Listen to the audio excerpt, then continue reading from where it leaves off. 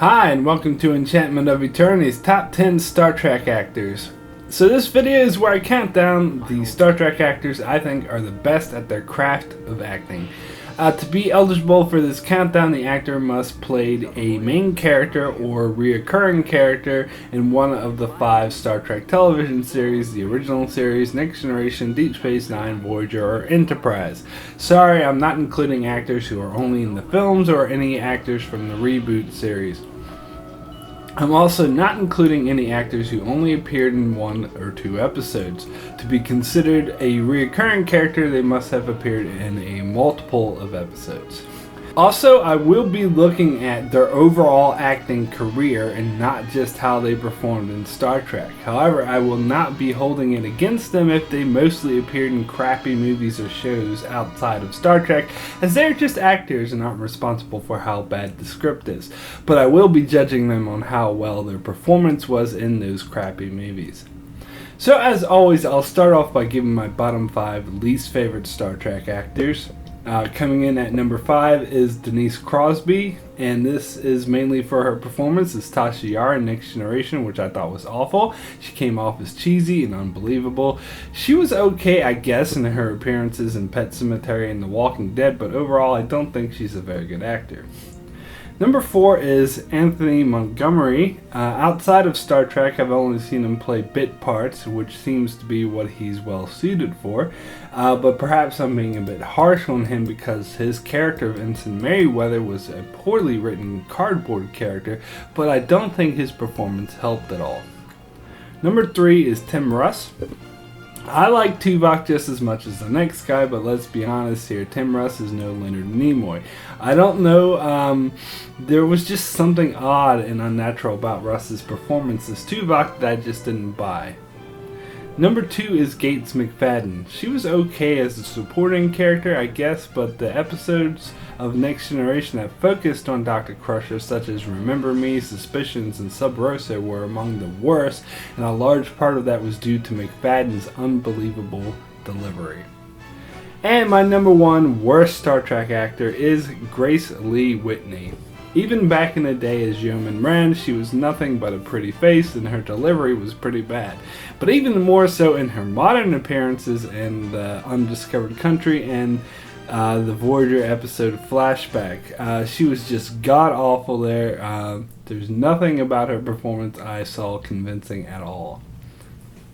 So, before I get to my top 10, I just want to briefly mention William Shatner, who doesn't appear on either of my lists, as I'm sure there's some who would expect to see him on one list or the other. Some may expect to see him on the best list because he's the most iconic actor in Star Trek, did an amazing job in shows like Boston Legal, and then some may expect to see him on the worst list because he's an obvious over-the-top ham actor, particularly in the original series where his over-dramatic performances were anything but believable.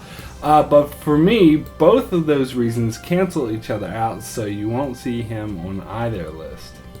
So now I want to mention some honorable mentions that nearly made my top 10. First is Colm Meaney, who was really believable as Chief O'Brien and had a distinguishable film career appearing in movies like Con Air, Alan Partridge, and Get Him to the Greek.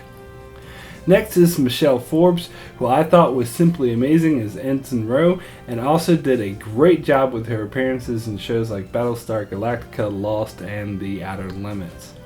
And lastly, there's Armin Shimerman, who did a bang-up job as Quark. He seemed like someone who should be typecast as a Ferengi because he does it so well, but he's shown his range by playing totally different kinds of characters in Buffy the Vampire Slayer and Stargate SG-1. So finally, I'll get to my top 10. Coming in at number 10 is John Billingsley, who was definitely one of the best highlights of Enterprise. His performance as Dr. Phlox was always top-notch, always excellent.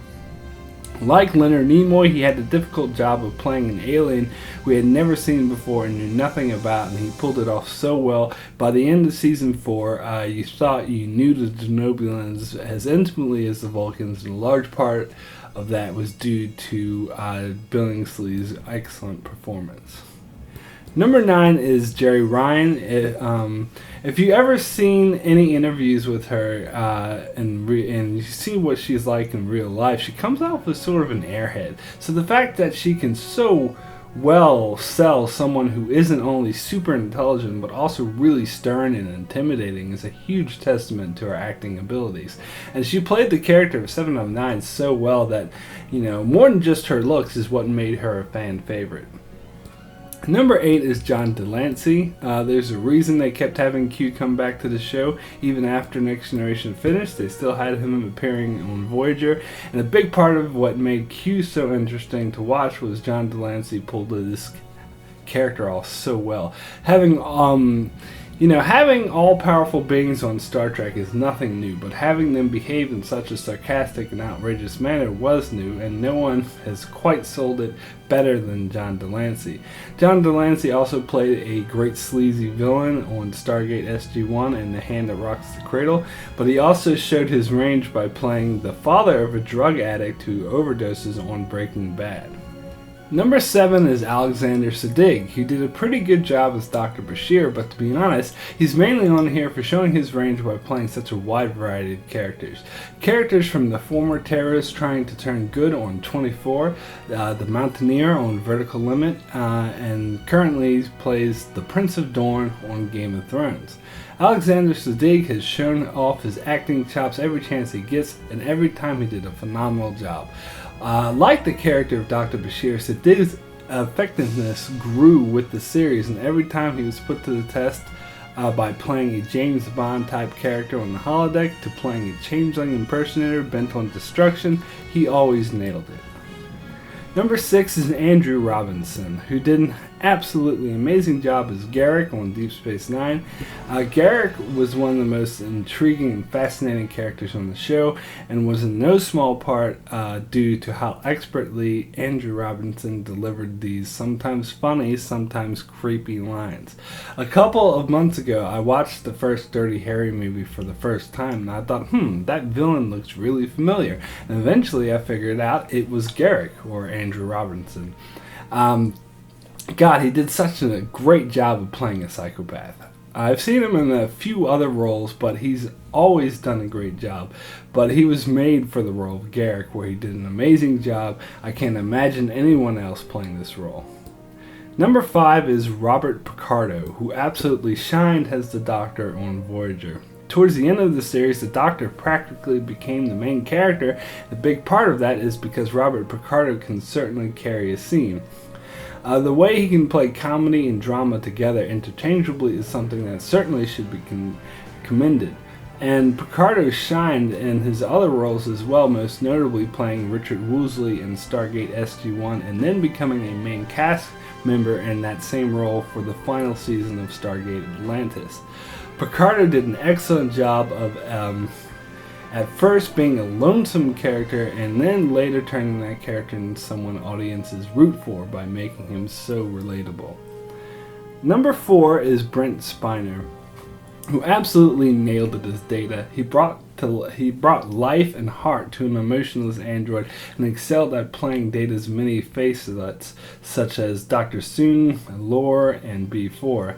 Spiner even did an amazing job playing a slightly mad criminal scientist bent on destruction in the Enterprise 3-parter, showing that he really had range. Spiner's most notably non-Star Trek role in science fiction comes from Independence Day, where he gave an incredibly comedic performance as the scientist in charge of studying the aliens.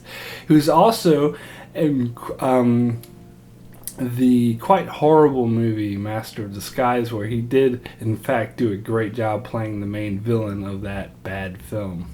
Spiner is a great actor who unfortunately was solely underused. Number 3 is Jelitrey Combs, who amazingly played several characters in the Star Trek universe. Most notably for me is his performance on Deep Space Nine as Weyoun, where he successfully made him one of the most despicable villains in Star Trek history. After Weyoun died in the first episode he appeared in, I think it's fair to say the producers loved Combs so much they invented the whole story device that Vorders were clones just so they could bring him back to the show. Jelitrey Combs also went a more comedic route, yet still despicable, by playing Liquidator Brunt. And later on Enterprise, he would play the most beloved recurring character, Commander Shran, who had a blend of honor, paranoia, and just a bit of madness. A hard character to pull off, but he did it so well. Outside of Star Trek, Jelitrey Combs is widely known in the B-grade horror universe, has starred in films like The Reanimator, The Frighteners, and From Beyond, as well as having appearances in many more. I recently saw a horror film called Would You Rather, which was quite a bad film, but I'm glad I watched it just to see Combs' performance, which was brilliant as always. Number 2 is the late great Leonard Nimoy. To take a character who by nature is flat and emotionless and breathe life into him and make him one of the most beloved characters in TV history is no small task, and not something just any actor could pull off. In later years, Nimoy would become known as an actor with gravitas about him, and he excelled at every role he took. Most recently, he did an amazing job as William Bell on Fringe, and made that character one whom audiences really wanted to see more of. Nimoy certainly was a legendary actor. And the number 1 best Star Trek actor is Patrick Stewart. What can I say? No one killed it like Stewart did. He managed to pull off all these amazing Picardo speeches that went a long way to making him one of the most iconic characters in Trek history. The level of performance Stewart would give in episodes like The Inner Light, All Good Things, and Chain of Command was simply phenomenal and blew my socks off. Stewart, mostly a stage actor, and it shows as he often blows the audience away with his performances, has also made a name for himself as iconically encapsulating the role of Professor X in the X-Men films, totally holding his own with legendary actors like Ian McKellen and James McAvoy. Stewart is one-of-a-kind actor and a legend in his own rights. So that's it for my top 10 favorite Star Trek actors. Be sure to check out my channel for other Star Trek videos. I'm currently taking requests for Star Trek episode reviews, so if there's an episode from any of the 5 Star Trek series you'd like me to review, just leave a comment with the episode you'd like me to review and I will do so. And make sure you subscribe to keep up with all that. And thanks a lot for watching.